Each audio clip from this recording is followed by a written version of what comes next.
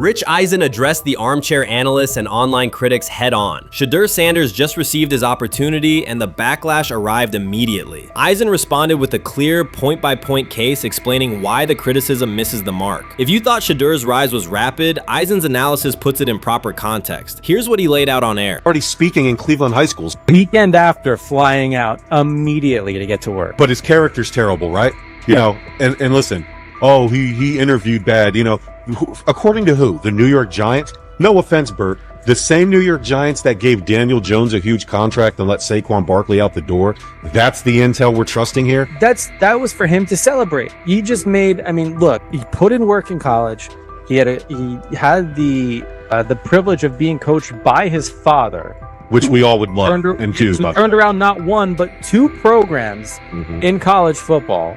And then literally for any athlete, being drafted at the highest level is a success story in itself. Rich Eisen delivered a direct response to the critics. He addressed the online claims reducing Shedeur Sanders to Deion Sanders' son instead of evaluating him as a quarterback on merit. Eisen challenged those assumptions and refocused the discussion on performance, preparation, and opportunity. Say Kenny Pickett had strained his hamstring. Shedeur, they say his first day in pass, 9 for 9, 2 touchdowns, no interceptions. They were just hating on this young guy. Within minutes, Rich Eisen delivered a structured breakdown, addressing each claim with evidence and dismantling weak narratives through clear analysis. He replaced speculation with data and kept the focus on what matters: decision-making, accuracy, leadership, preparation, and game management. The reality is simple. Shedeur Sanders was not given this opportunity. He earned it through performance and consistency against real competition. He accepted the role, met the standard, and handled the moment with professionalism and urgency. No shortcuts, no favors, just results and readiness. Eisen's point was direct. Evaluate Shedeur on his work, not assumptions, and acknowledge that he has justified the opportunity on the field. I've done it at 2 locations already, so it's simple. So that's why when people say I'm not, you know, one of the top quarterbacks or the top quarterback, is what are y'all going based off of? Because I did it year after year after year, and you see the progression. So it's like, obviously it got to be some type of external hate that you have for the family, for the last name, for anything, because I know I proved myself. While many were still debating whether he was NFL ready, Shedeur Sanders stepped onto the practice field and operated like a clear QB1, setting protections, controlling tempo, and executing the plan. The narrative that he is just flash, media attention, or his father's influence does not hold up against his work in installs, progressions, and situational drills. What he showed was composure, efficiency, and command of the offense. He processed quickly, protected the football, and delivered on-time throws, demonstrating preparation and control. I'm a firm believer. If I wanted Shedeur Sanders at 2, at worst at 33, of course I already think that he's better than other quarterbacks. Because that's the type of talent, that's where I would have picked him at. And if he was at 2 or 33, and he still had this same exact skill set, we would be talking about him starting and playing. Right. Well, there'd only be 3 quarterbacks. It'd be 3 quarterbacks, not 4. Not 4, yeah. But since he moved to the 5th round, that's cool. They might have to go along with it. But to me, I think if you ask who got the best tools, I'm going with Shedeur Sanders. From the first day of camp, he was not there to get by. He arrived to lead. There was no hesitation in installs, no lapses in fundamentals, just precise timing, clean footwork, and consistent velocity to every level of the field. He managed protections, controlled cadence, and delivered in situational work, showing command rather than learning on the fly. The approach was efficient and disciplined, with attention to detail and progressions and ball placement that reflected preparation, not improvisation. At the same time, Rich Eisen addressed the narrative directly and backed it with evidence. He laid out clips, context, and performance markers to cut through speculation. Eisen emphasized that Shedeur Sanders did not step into this moment because of publicity. He built toward it through sustained work, resilience, and results. The background, media readiness, high football IQ, and a professional approach was developed over years, not days, and it translated to immediate operational control of the offense. The resistance came from familiar places. Some in the traditional guard still framed mobile quarterbacks as limited and expected the nepotism label to define him. That view did not hold up against what was on the field: composure under pressure, secure decision-making, accurate throws into tight windows, and consistent execution in red zone and 2-minute sequences. Eisen's point was clear: evaluate Shedeur Sanders on performance and readiness. The evidence shows he earned the opportunity and is meeting the standard with accountability and consistency. Yeah, teams didn't draft him because they didn't think he was first-round talent. And the quote we played and that's on the screen, I think is flatly wrong. We all know this shouldn't have happened. Yes, it should have. It should have happened because this wasn't. Now, again, teams can be wrong. The league as a whole can be wrong.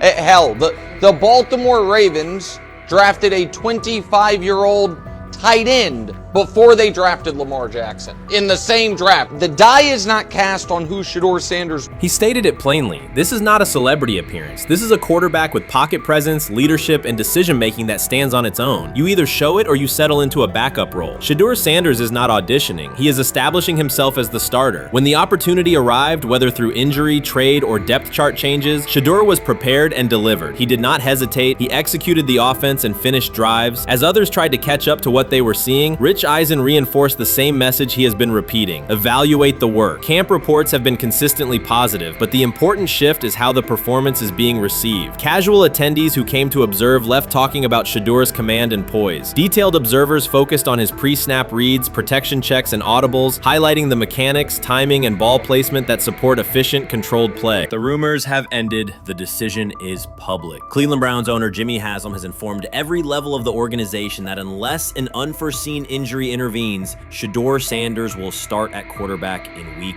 1. The announcement is not an informal suggestion or a quiet push in the background. It is a direct order. Multiple independent reports, amplified most visibly by Colin Cowherd, confirm that Haslam delivered the directive himself. From the owner's viewpoint, the logic is simple. No one else on the roster offers the same combination of talent, leadership, and long-term upside. Joe Flacco is approaching the twilight of his career. Kenny Pickett has shown flashes but remains inconsistent. Dylan Gabriel, taken in the 3rd round, is a developmental project. By contrast, Haslam believes Sanders can alter the franchise's trajectory immediately, and he refuses to allow internal hesitation to stall that possibility. The standoff traces back to April. General manager Andrew Berry and head coach Kevin Stefanski entered the draft wanting a low-profile prospect who would fit quietly into the existing depth chart. They prioritized scheme familiarity, modest public attention, and a clear developmental timeline. When the board lined up, they reached for Gabriel in round 3, reasoning that an early investment would justify keeping a rookie on ice behind the veterans. But Sanders continued to slide, first through day 2,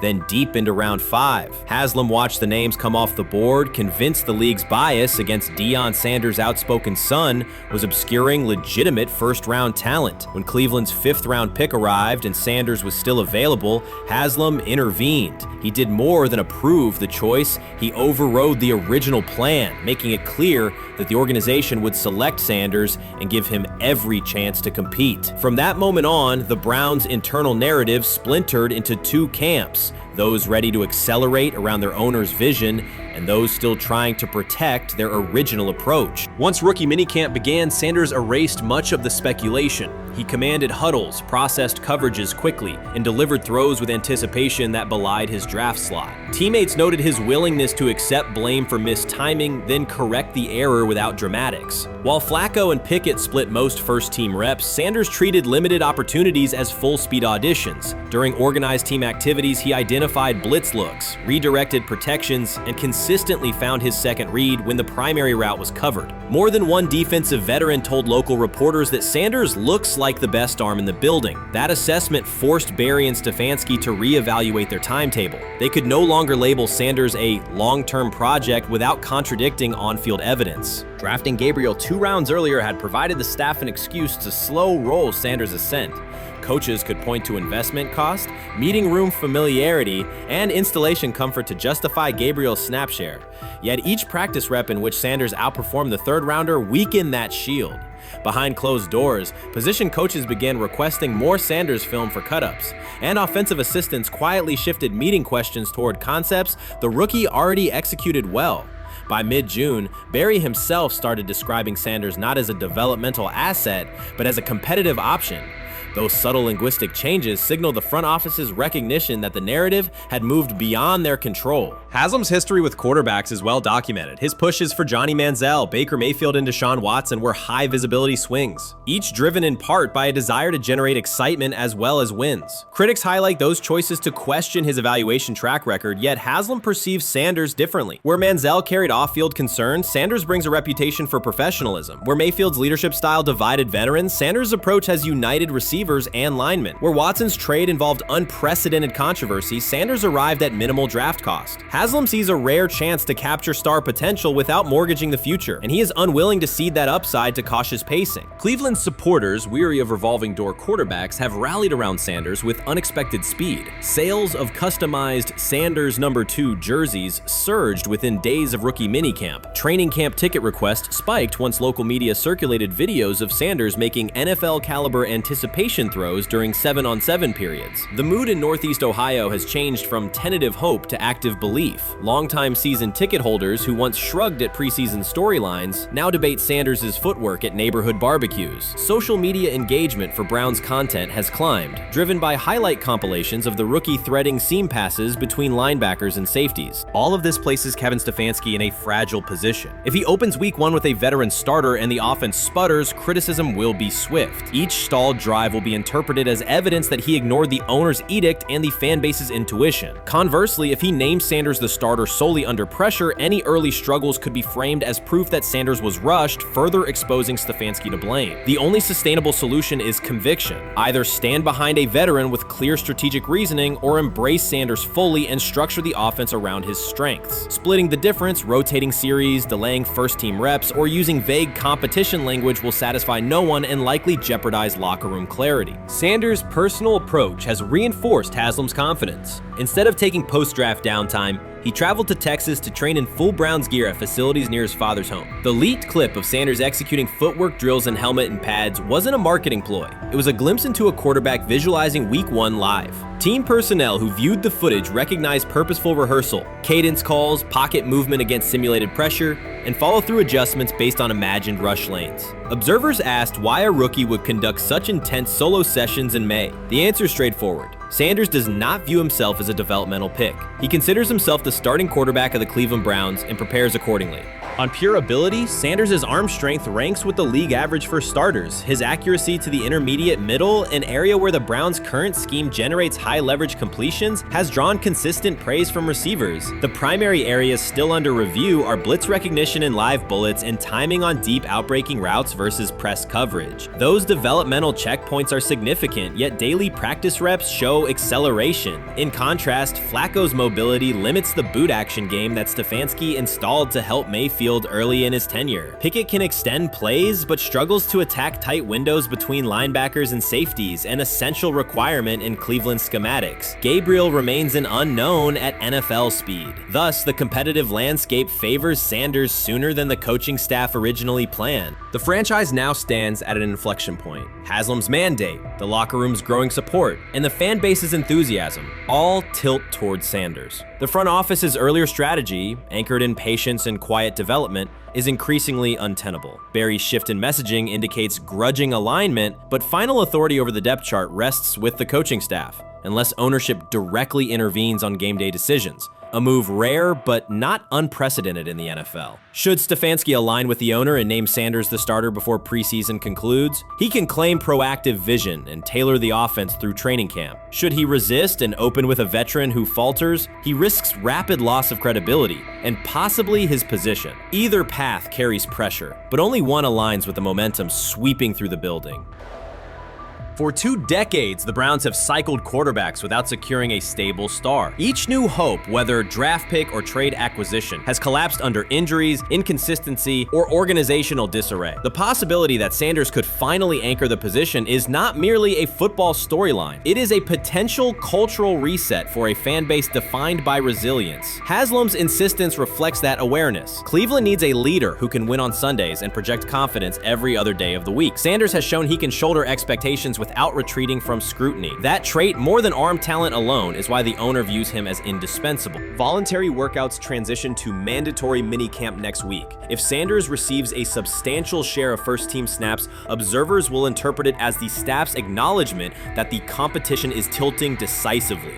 A public declaration may not follow immediately, but every rep allocation is a signal. If, however, the staff continues funneling most top unit snaps to Flacco or Pickett, tension will escalate. Local media will question the evaluation process. National analysts will debate the merits of letting a rookie learn through live action versus controlled practice. Inside the facility, players will recognize any disconnect between performance and opportunity, and unity could fray. The Browns have reached a decisive moment. Shedeur Sanders has demonstrated the skill, poise, and work ethic to justify starting in Week 1. Jimmy Haslam has publicly positioned him as the future, and by implication, the present of the franchise. Kevin Stefanski and Andrew Berry must either endorse that vision or brace for the consequences of delaying it. For Cleveland fans, the significance is clear. A legitimate chance to exit the cycle of quarterback uncertainty and rally behind a signal caller capable of commanding the field and galvanizing the city. Whether that opportunity is seized promptly or postponed will define the Browns' 2025 season and likely the tenure of the decision makers involved. Urban Meyer's roster history underscores the absurdity.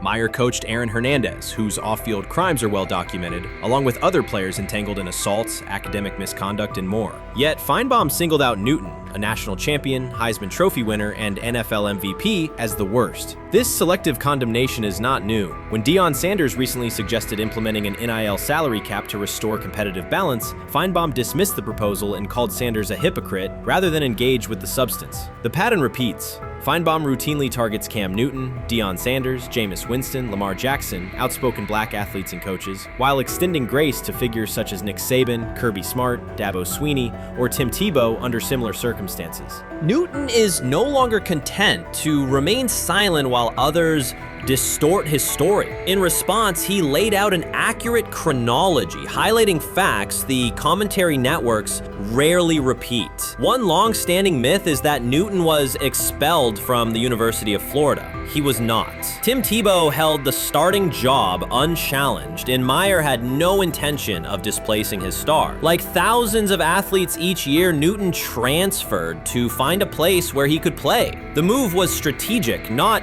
disciplinary. He is, with 3-2-2-5-3-17 to transfer to and more back, Meyer was. Critics habitually resurrect the 2008 laptop incident to tarnish Newton's entire career. Newton has acknowledged the mistake, but its relevance is overstated. The incident did not prompt his transfer, nor did it derail his trajectory. After leaving Florida, Newton enrolled at Blinn College, a Texas JUCO powerhouse, and led the Buccaneers to a national championship while posting dominant statistics. That performance earned him the opportunity to transfer to Auburn. At Auburn, Newton produced one of the most extraordinary single seasons in collegiate history. More than 4,000 yards of total offense, 50 combined touchdowns, an SEC title, a national championship, and the Heisman Trophy. Achievement compressed into a single year under intense scrutiny. Even that landmark season is recast by Feinbaum as a cautionary tale. He claims Newton ignored head coach Gene Chizik by diving for a goal line touchdown when told to kneel, jeopardizing the game. In reality, Newton explained that the decision was a collective adjustment made in the huddle after reading the defense, while Auburn still held timeouts. The Tigers maintained control and secured the championship. Portraying that moment as reckless serves to recast Newton's success as selfishness rather than leadership. Feinbaum's approach to Sanders reflects the same dynamic. When Sanders urged a structured NIL ceiling to protect athletes and stabilize rosters, Feinbaum immediately labeled him hypocritical. Yet when Saban or Swinney voice identical concerns, Feinbaum frames them as thoughtful guardians of the sport. The inconsistency reveals that the determining factor is not the argument but the identity of the speaker. Unapologetic black leaders who control their narratives, challenge entrenched hierarchies, and Feinbaum's commentary often functions as a check on that influence.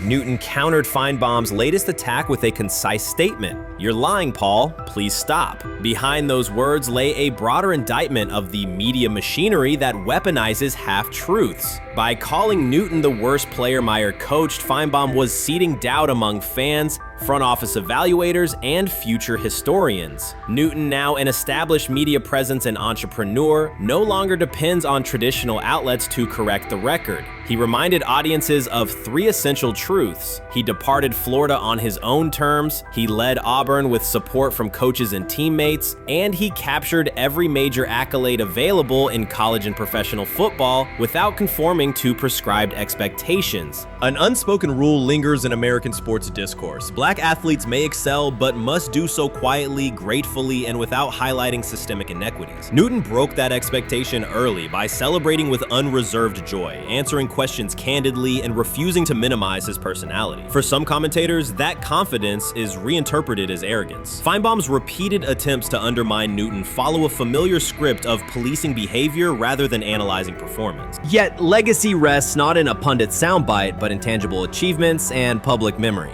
Newton's resume, Heisman winner, national champion, NFL MVP, speaks for itself. Millions of fans witnessed his impact on Saturdays and Sundays. Countless young quarterbacks saw someone who looked like them redefine the position's possibilities. The same is true for Sanders, whose player-first coaching philosophy and media savvy continue to influence college football's direction. Feinbaum's commentary cannot erase these realities. Newton, Sanders, Winston, Jackson, and others have already secured their places in football history. By publicly confronting misinformation, Newton set a precedent for athletes who now possess the platforms and technology to present their stories unfiltered. The microphone no longer belongs exclusively to legacy broadcasters. Newton holds it now, and he intends to keep it. A decisive shift that reduces the gatekeeper's influence and ensures that accomplishments are judged on merit rather than narrative manipulation.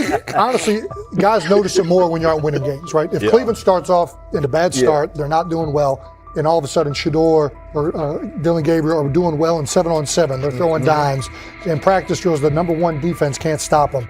People take notice of that, and the more that the players see it, they're gonna then the comments start happening over the lunch table. They start happening throughout the building, and that's when the pressure really will get severe. The Cleveland Browns were focused on resolving their quarterback situation until Jason Kelce made pointed comments that triggered a strong reaction from ownership. The response inside the organization was immediate and intense. What exactly did Kelce say that has the dog pound on edge and the front office under pressure? We've seen that miserable game by the Cleveland Browns. So they throw Joe Flacco in there, and I like Joe Flacco. He did good, but they gave him the resource of all the first-team guys. Then they throw Dillon Gabriel in there with first teams and second teams. So Dillon always is getting protected. The same thing again, they gave this scrub max protection on every play. Yeah, he completed some passes, but let's talk about his mistakes. He's still inconsistent with his throws, but he at least had max protection. The Cleveland Browns continue to be defined by inconsistency and avoidable setbacks. Even as fans hoped the organization had turned a corner, Jason Kelce, fresh off retirement, offered a direct critique that reignited doubts about the team's direction. His remarks implied the franchise's structure and decision-making remain unstable and recent progress may not hold. The takeaway for leadership is straightforward. Identify core issues, align on a coherent plan, and execute with discipline. For supporters, it's another sign that the problems run deeper than a single season. They throw Shedeur Sanders in there with the lowest cab drivers you couldn't even get on 5th Street. And I'm pissed off, bro, because the play calling was abysmal. Look, even if you don't like Shedeur didn't even get a chance to be trash. Even if you think Shedeur is garbage, he didn't even get a chance to be garbage. That's how awful the offensive line was. Kevin Stefanski still doesn't want to give Shedeur second strings and first strings reps. Why is that? Browns ownership's response shifted from measured to urgent. The pattern is familiar in Cleveland. The team once treated Johnny Manziel as a franchise solution, retained Hugh Jackson for a second year despite results, and invested heavily in Deshaun Watson through a costly trade and contract. These decisions reflect aggressive but poorly aligned planning. The outcome has been continued instability instead of sustained progress.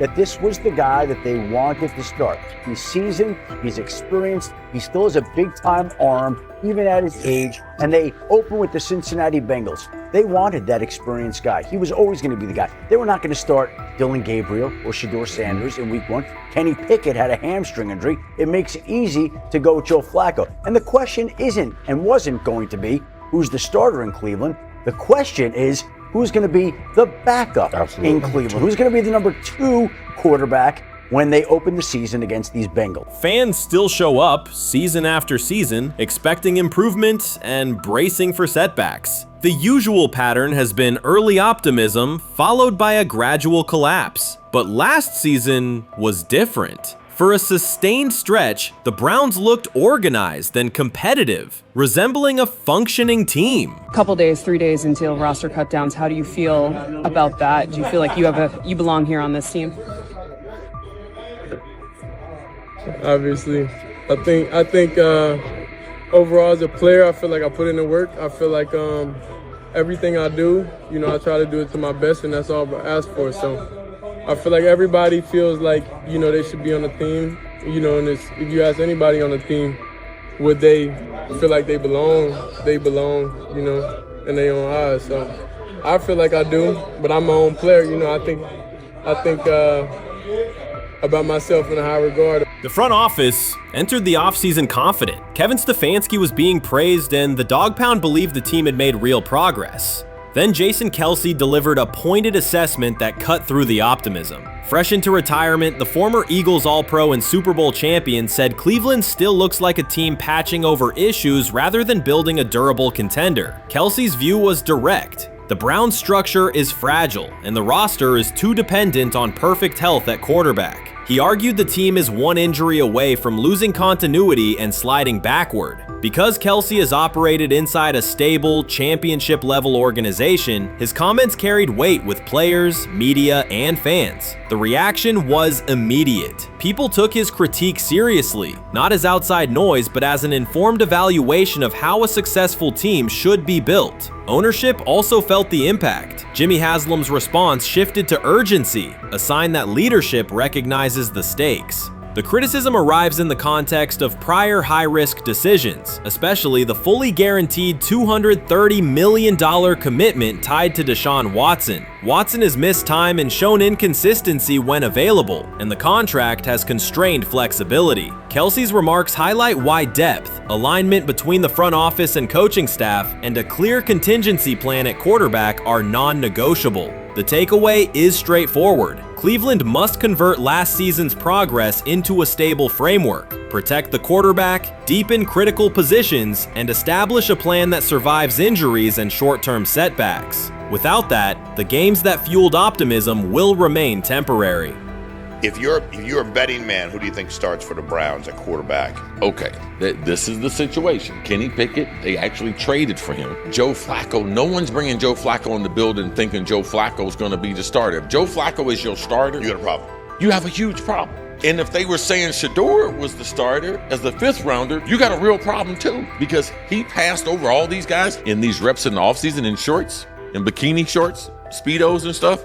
Like, no. That kind of stuff. So I'm not that surprised. When you put down a 3rd round pick on a quarterback, you do believe he has a certain skill set. Jason Kelce stated the obvious. Cleveland committed to a quarterback who hasn't played at an elite level in years, and Joe Flacco's playoff run didn't change the long-term outlook. Ownership appeared more upset that the criticism was public than by the substance of the critique. Many fans agreed. They've seen this pattern before. Rosters age, injuries are inevitable, and when a single contract dominates the cap, one setback at quarterback can undermine the entire season. Kelce's broader point was about structure. The Browns prioritized the high-cost, uncertain starter over depth and contingency. The late-season surge masked issues that remain: limited cap flexibility, thin depth at key positions, and an offense that lacks a credible Plan B. Fans recognize how quickly a strong defense can decline with injuries, and how an offense without redundancy stalls. The AFC North raises the stakes. Baltimore with Lamar Jackson sustains a top standard. Cincinnati with Joe Burrow returns to contention when healthy. Pittsburgh rarely slips below .500 under Mike Tomlin and wins with defense and consistency. In that environment, Cleveland can't rely on perfect health or peak form from one player. The path forward is clear. Diversify cap allocation, reinforce the offensive line and receiver depth, carry a legitimate backup plan at quarterback, and install a scheme that functions regardless of who is under center.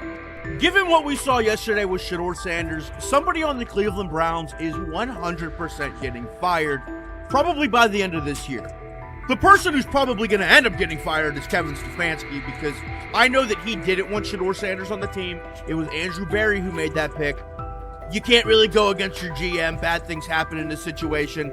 But Shedeur Sanders is not without fault for what we saw yesterday. This is the play that we saw yesterday that has the internet just exploding, where Shedeur Sanders took like a 24-yard sack.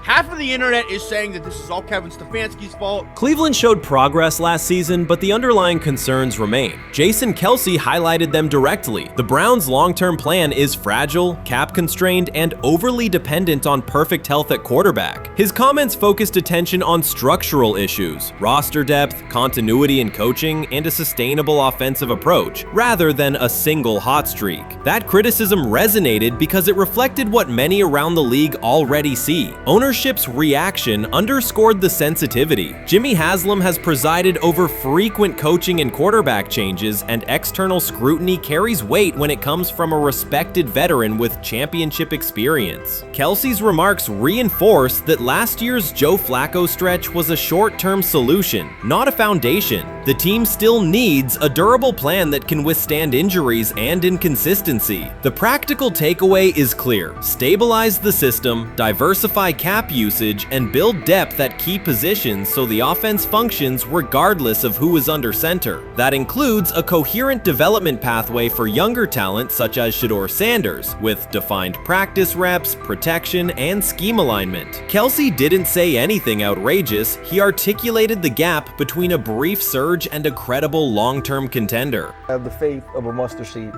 Right, because this is the greatest resurrection since Jesus the Christ. Right, like at some point, Joe Flacco was thinking about getting into TV. Yeah. Right, Joe Flacco didn't have a job, and then now you not only come back and start for the Cleveland Browns late in the 2023 season, but they came back around to you, and you're now the day one starter for a franchise that just 2 years ago was in the playoffs. The Browns' quarterback situation remains unsettled. Deshaun Watson was expected to be the long-term answer, but injuries and inconsistent play have prevented him from reaching an elite level. When the team turned to Joe Flacco after Watson's season deteriorated, Flacco immediately lifted the offense and produced results that highlighted the gap between expectations and reality. That a 39-year-old late addition could outperform a $230 million starter was not just a short-term surprise, it raised fundamental questions about roster construction and evaluation. Quarterback depth has been fragile, and the late-season surge masked broader structural problems. Jason Kelce's remarks made that clear. Cleveland is vulnerable if the starter is unavailable, cap flexibility is limited, and the offensive plan lacks a stable contingency. His critique drew attention to leadership and planning as much as on-field performance. Jimmy Haslam's strong reaction reflects the pressure on ownership.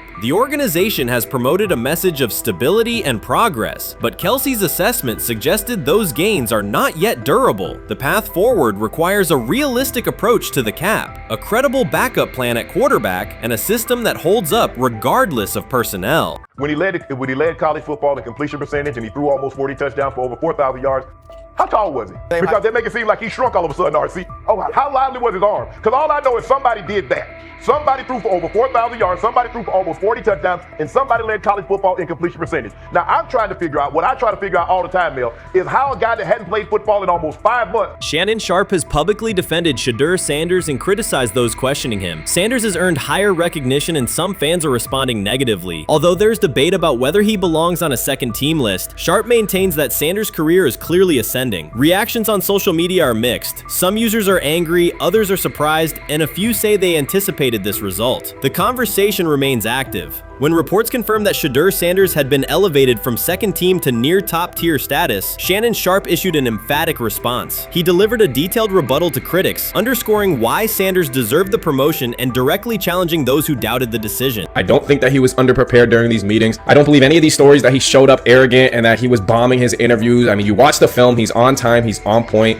You watch his interviews, he answers like a 10-year NFL veteran. Like, he's clearly dominating OTAs. It's every single day there's a new report of how well he's doing for the Browns in OTAs. And I mean, you can say what you want, it's just OTAs. Okay, if that's your new narrative, then he's doing exactly what he needs to be doing. He's on point, he's on time, he's getting the respect of his teammates, and he's making plays. So we're gonna see years down the line, something's gonna come out that I don't know what exactly it was, but something will come out. Critics have been waiting for an opportunity to dismiss Sanders. They labeled him overrated, accused him of benefiting from nepotism, and claimed his profile came only from his last name and polished image. Within their own echo chamber, they cited every game in which he fell short of huge passing numbers as validation of their doubts. Since Sanders has begun receiving formal recognition, criticism has escalated. A wave of self-appointed analysts is dissecting his throwing mechanics and team role, and many online commentators now argue that his promotion reflects deeper problems within the sport. Shannon Sharpe rejected each criticism directed at Shedeur Sanders. During the broadcast, he turned a routine segment into a detailed examination, acting as presenter, interrogator, and fact-checker. Sharpe walked viewers through game film, season statistics, and scouting reports to show why Sanders merited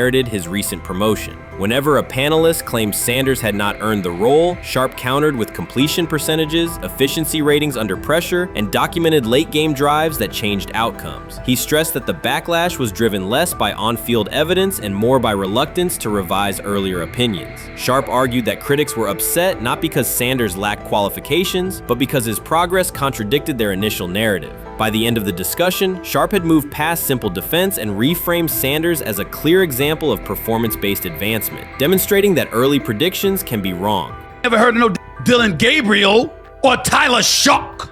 What the hell is that? So how is Shedeur Sanders going behind them? I'll tell you how. Collusion. 4 different times they passed on him. How the hell does that happen? 4 rounds. It doesn't happen to a quarterback. We've never seen anything like this before.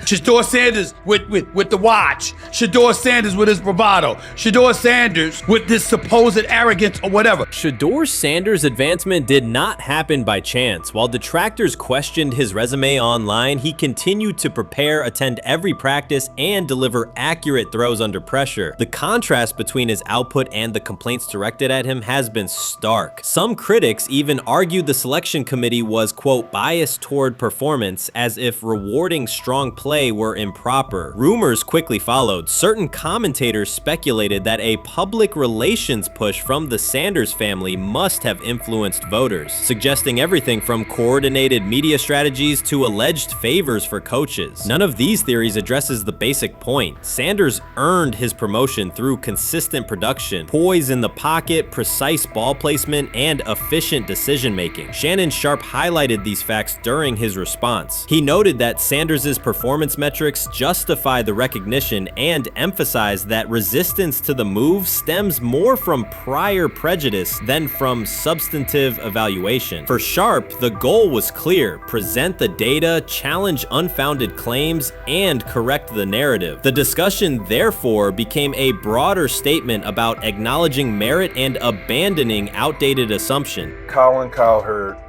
defend college basketball coaches who have gotten a DUI, come to their defense and say they didn't need to be fired, that they deserve a second chance.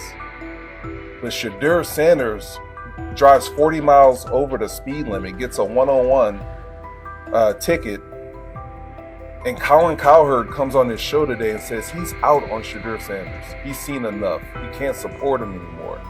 He can't be in the Shedeur Sanders camp because of the speeding ticket. Shannon Sharpe addressed commentators who portray constant doubt as expertise. Those who discount strong performances with "we'll see," but declare bust after a single mistake. He noted their belief that progress only counts if an athlete visibly struggles. Sharpe's response was methodical rather than emotional. He presented evidence, cited statistics, and calmly refuted each claim. Following his remarks, several critics began revising or deleting earlier posts, recasting themselves as longtime supporters of Shedeur Sanders despite having questioned him for months. Sharpe insists on accountability, naming specific individuals and dates while requesting public acknowledgement of prior errors. He argues that analysts cannot spend months undermining a player's potential and then quietly adopt a supportive stance once the athlete succeeds. These are serious, big-time, top-of-the-line playmakers that they have. If you can go 45-42 in the fourth quarter because your quarterback set the school record with 510 yards passing.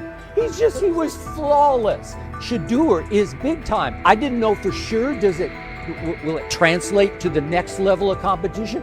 Yes, yes, it might translate to the next level of competition as he can play. Critics who once claimed Shedeur Sanders was unprepared now hesitate to acknowledge their mistake. They resist retracting earlier comments and struggle to accept that an athlete can succeed without their approval. Sanders continues to share practice clips and game highlights without engaging the debate, while Shannon Sharpe documents every dismissive remark, ready to revisit them on national television. The disapproval did not slow Sanders. It underscored his progress and exposed the gap between perception and performance. As a result, the conversation has shifted. Analysts who doubted him now describe him as undervalued and publish detailed evaluations of his mechanics and game management, suggesting long-standing familiarity with his career. In a matter of weeks, critics have recast themselves as advocates, demonstrating how quickly opinion can change when consistent results leave little room for doubt. Shannon Sharpe signaled that his commentary is not over. He considers Sanders' advancement a positive outcome for every athlete who has been overlooked or criticized for having confidence. Sharpe stressed that analysts do not have the authority to determine who deserves recognition based on personal preference. The reaction to Sanders' promotion, he argued, revealed how quickly opinions can shift once results are undeniable. Sharpe pointed out that many vocal critics became quiet when confronted with objective performance data. This exchange, Sharpe insisted, reached beyond defending a single quarterback. It challenged the practice of dismissing achievements that do not fit familiar narratives. He reminded viewers that success does not require external approval and that consistent talent will surface despite online commentary intended to minimize it. While critics reconsider their positions, Sharpe remains steady, assigning credit to the athlete and allowing the scoreboard to confirm the argument. In his view, the statistics speak clearly enough. Sharpe also emphasized that the intensity of the backlash must be placed in context. College football is a volatile environment where unexpected outcomes are common. Therefore, declaring failure based on incomplete evidence only weakens the credibility of sports analysis. The discussion underscored the need for measured evaluation rather than reactive judgment. Zach Jackson and him and everybody else that we talked to have said that Shedeur looks good. He looks really good. Yes. He looks better. And we got Zach that say Dylan Gabriel ain't even an NFL quarterback. It's true. So how is it that this man can't get a rep with the ones, but that non-NFL quarterback can? We all what agree with sense that. does that make? Some observers now claim that recognizing Shedeur Sanders' strong performance undermines football's traditional standards, even though they previously argued he received coverage only because of his father. Faced with Sanders' current statistics, those critics are searching for explanations that fit their earlier narrative. The data have always been clear. Their earlier objections ignored that fact. Shannon Sharpe is openly highlighting this reversal, comparing past negative remarks with Sanders' recent 400-yard games to demonstrate the gap between criticism and evidence. Sharpe did not force these commentators to backtrack. He simply displayed their earlier claims alongside Sanders' results, allowing the contrast to speak for itself. You made an interesting point. So I tend to have the drip, drip, drip. This was my Johnny Manziel theory, is that everybody makes mistakes, especially when you're young. But if I see 2, 3, 4, 5, then you've got a plumbing issue. It's not just you didn't close the faucet. So there's about 6 pieces of video in college where Shedeur was a little bit of a brat, whatever. Then there's the legendary cringy draft room. Didn't love that as a B prospect. Then there's back-to-back speeding tickets, both over 90, and a missed arraignment. The NFL is navigating unexpected headlines after a former Browns coach publicly defended Shedeur Sanders in response to reports of multiple speeding tickets. The coach's statement has sparked extensive online debate. Supporters welcome the show of loyalty, while critics question the motive. Sanders now finds himself at the center of an unforeseen controversy, and observers want to know why a Cleveland coach is standing so firmly in his corner. The story is developing rapidly and continues to draw intense attention. When it came out that he got a speeding ticket, I said it's not really that big a deal. I feel very differently about it now. Over 40 miles an hour over the speed limit, less than 2 weeks after you just got a ticket.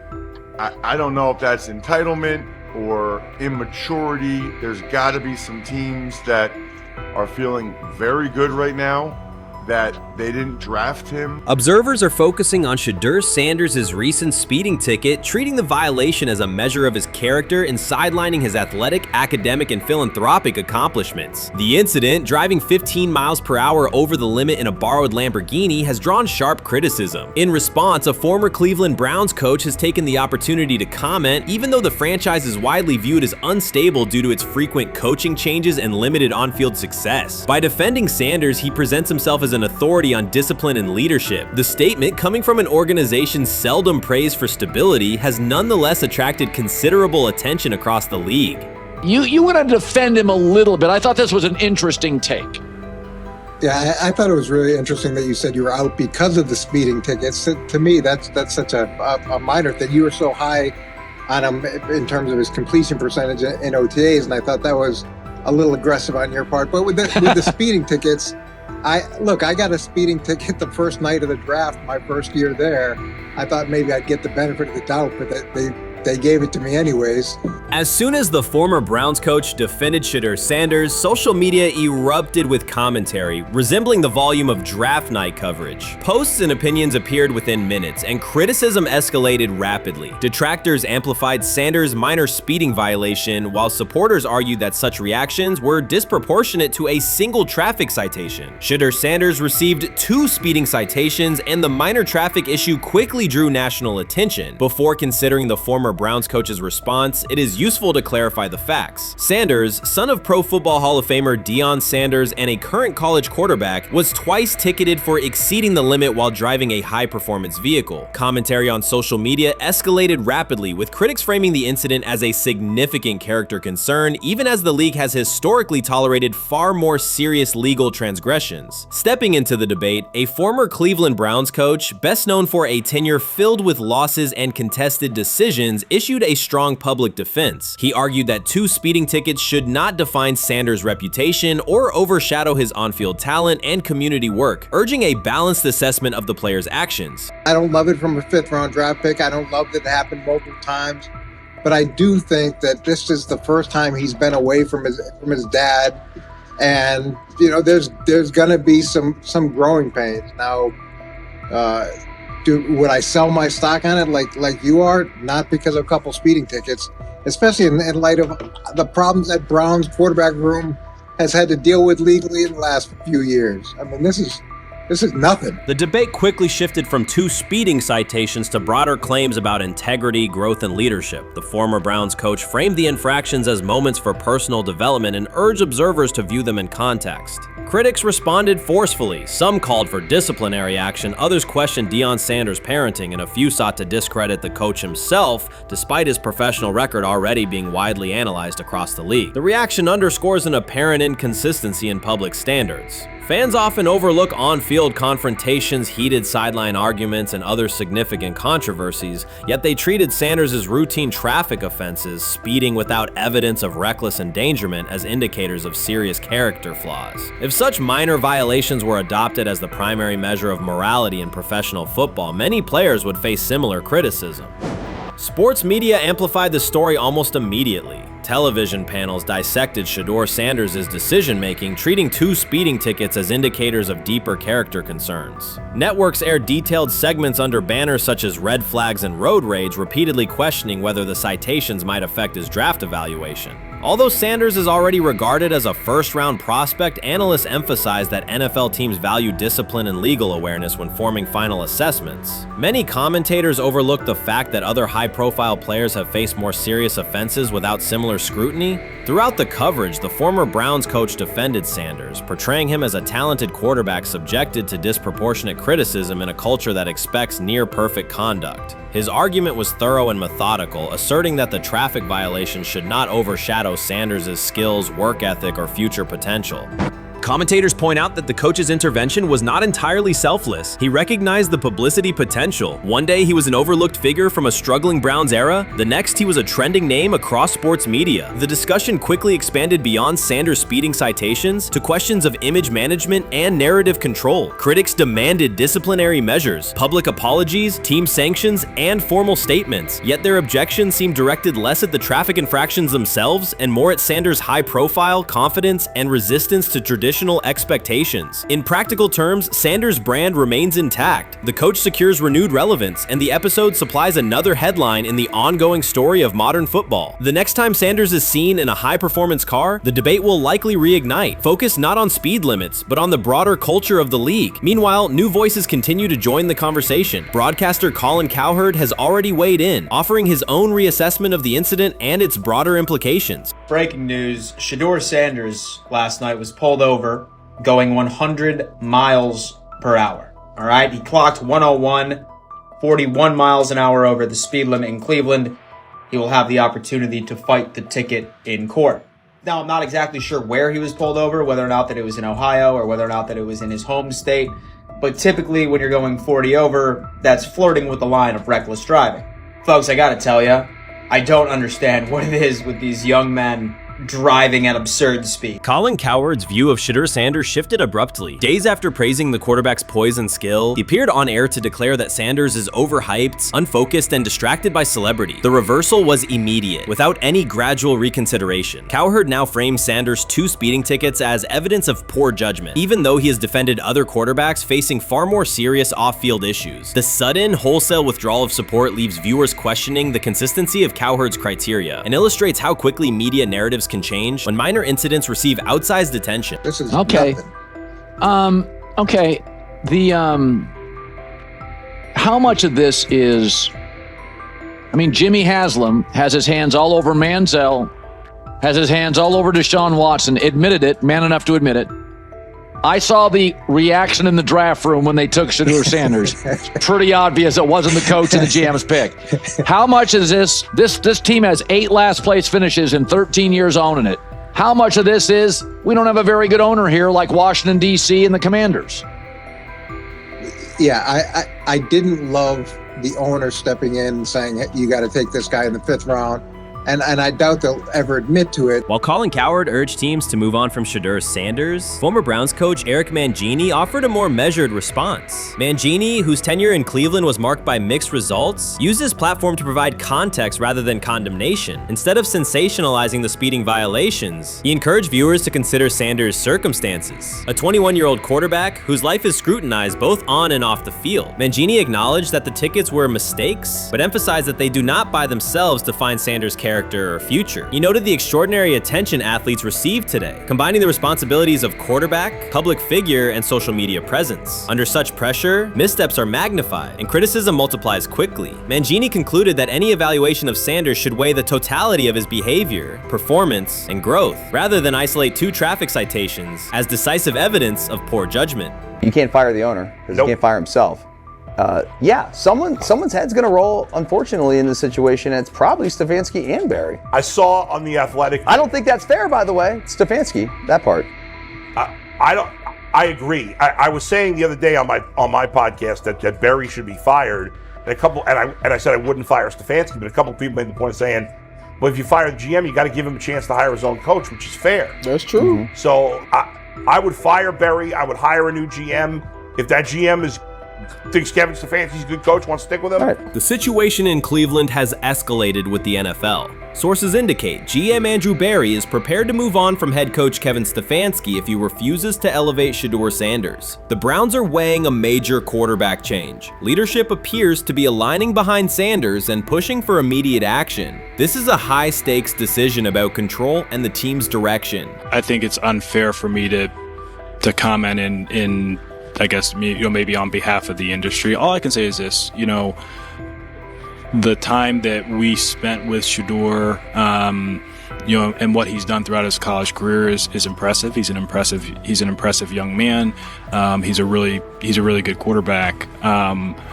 Sometimes, fit comes into play. And I'd also say this, there are 4 more rounds of the draft. And then maybe lastly, it's less about where you get picked and what you do after you get picked. That's really the most important thing. Getting to know him over the course of the spring, he has a ton of resolve. Andrew Barry appears to be at a breaking point. Pressure from fans and within the organization to play Shedeur Sanders is intensifying. Barry is pushing for a move towards Sanders, while head coach Kevin Stefanski remains cautious about altering the depth chart. The divide is clear. One side wants acceleration, the other a measured rollout. The organization is under heavy scrutiny, and the focus has shifted to when, not if, Sanders sees the field. Has the 4th highest odds of any head coach this season to be fired. He's clearly on the hot seat. It's been a discussion for really a couple years now, dating back to last season's 3-win season. And he's always had kind of hot and cold seasons. And now the sports books are saying he's 4th on the list. Number 1 is Mike McDaniel of the Miami Dolphins, Brian Daboll of the Giants at 2, Shane Steichen at 3, and there is Kevin Stefanski plus 650 to be fired. This has moved beyond tension to outright stubbornness. Rather than elevating Shedeur Sanders, the staff has chosen Dillon Gabriel. The current depth chart looks less like a forward plan and more like resistance to change. Fans have been clear about who they expect to see, yet the organization keeps delaying. Every week without a real evaluation of Sanders slows development and blurs accountability. Cleveland is choosing a conservative approach when a decisive decision is needed, sending a message of uncertainty to both the locker room and the city. Now being the third string quarterback for the Cleveland Browns, was that so much was made out of unbelievable. He actually made the team as the third string quarterback. Like that was a big deal. Like that was somewhat of a surprise to a lot of people. He should have been the first pick in the draft. Kevin Stefanski appears to be doubling down to validate his approach. Despite sustained demand from Browns fans to see Shedeur Sanders reflected in chants, merchandise, and constant discussion, he continues to keep Dillon Gabriel in front on the depth chart. The decision functions as an assertion of control rather than a response to momentum. Even with clear signals from the fan base, Stefanski is staying with Gabriel and delaying a full evaluation of Sanders. It is a deliberate choice to maintain his plan and pacing, not to accelerate change. Cleveland is prioritizing continuity over recalibration, keeping any transition to Sanders on hold. But yeah, I mean, the Browns are in a tough spot. They have wasted. You traded a ton of high draft capital to get Deshaun Watson. You've gotten nothing out of Deshaun Watson and missed an opportunity. Like, who knows who they would have drafted? Now, maybe they would have screwed up those picks and the Browns would still be in bad shape. Andrew Berry is likely frustrated watching Dillon Gabriel default to conservative throws while the offense stalls. From a football perspective, this appears to be the hill Kevin Stefanski is choosing to stand on. Keeping Gabriel ahead of Shedeur Sanders has limited the unit's explosiveness and prevented a full evaluation of a higher ceiling option. Drives end quickly, field position flips, and momentum is lost while Sanders remains on the sideline. Fan patience is wearing thin. Each ineffective series intensifies criticism and shifts scrutiny toward the coaching staff's criteria for the depth chart. With every additional snap for Gabriel, the decision reads less like an open competition and more like rigid adherence to a plan that isn't producing results. The optics are clear. A dynamic quarterback sits while a cautious approach keeps the offense in neutral. If this continues, accountability questions will grow inside and outside the building. What performance benchmarks keep Gabriel ahead of Sanders? When will Sanders receive first-team reps in live situations to allow a fair comparison? The front office must decide whether to preserve continuity or pivot toward a timely assessment of Sanders. The longer the current approach stays in place, the more it signals stubbornness rather than adaptation, and the more pressure mounts to realign the plan with on-field output. I honestly see it happening if the Browns lose a bunch of games. Like if they get 5 wins or less, I see the report coming out now that Stefanski will be fired. I don't want it to happen. I want the Browns to be good, win a bunch of games. I think that they're going to be a team that is slept on and can at least get 7 wins, which is why if they don't, I see Stefanski getting all the blame for that, and there'll be a new coach in Cleveland. Because their players, to me, are there once again. We've talked about the incredible rookie class. The approach in Cleveland lacks consistency. One week, Andrew Berry signals he wants Shedeur Sanders on the field. The next, Dillon Gabriel gets the reps and the plan stays conservative. Through it all, Kevin Stefanski shows limited urgency despite pressure on his job security. Fans are asking for an offense that can push the ball, change field position, and produce points. Instead, the unit leans on short throws and cautious sequencing. Gabriel's play keeps the ceiling low and momentum static, while a full evaluation of Sanders is postponed. The result is growing frustration and a clear disconnect between the front office, coaching staff, and expectations in the stadium. The NFL tried to teach him and his father a lesson. You don't act like that. You don't talk like that before a draft. We'll show you how our game is played. We will watch you plummet all the way. I think he would have gone undrafted except for that owner in Cleveland. And he is the key to everything because he is something of an against the grain maverick owner. He's kind of a wannabe Jerry. Fan speculation is growing. Some believe Kevin Stefanski lacks confidence in Shedeur Sanders. Others think he's prioritizing Dillon Gabriel for reasons unrelated to performance. A more extreme view claims Stefanski is manipulating outcomes to secure a buyout. Whatever the motive, the risk is clear. This approach is straining his relationship with GM Andrew Berry and alienating the fan base. Pressure is rising, Berry's patience is running out, and supporters have shifted from requests to demands. If the current plan continues, calls for a change in quarterback and accountability will intensify.